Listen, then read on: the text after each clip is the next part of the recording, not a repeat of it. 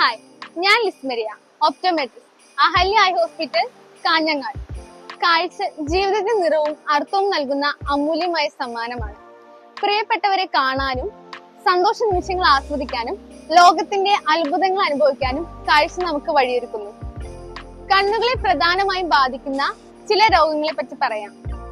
കണ്ണിന്റെ സ്വാഭാവിക ലെൻസ് കട്ടിയാവുകയും അതുമൂലം പ്രകാശരശ്മികൾ കണ്ണിലേക്ക് എത്താതിരിക്കുകയും കാഴ്ച മങ്ങുകയും ചെയ്യുന്ന രോഗാവസ്ഥയാണ് തിമിരം.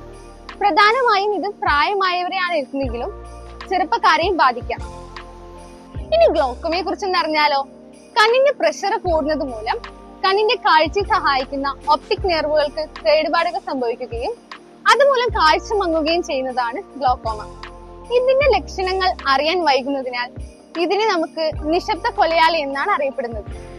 അടുത്തതായി ഡയബറ്റിക് റെറ്റിനോപ്പതി. പ്രമേഹം കാരണം കണ്ണിന്റെ റെറ്റിന എന്ന ഭാഗത്തെ രക്തക്കുഴലുകൾക്ക് കേടുപാടുകൾ സംഭവിക്കുന്ന അവസ്ഥയാണ്. കൺട്രോൾ അല്ലാത്ത പ്രമേഹമാണ് ഇതിന്റെ പ്രധാന കാരണം.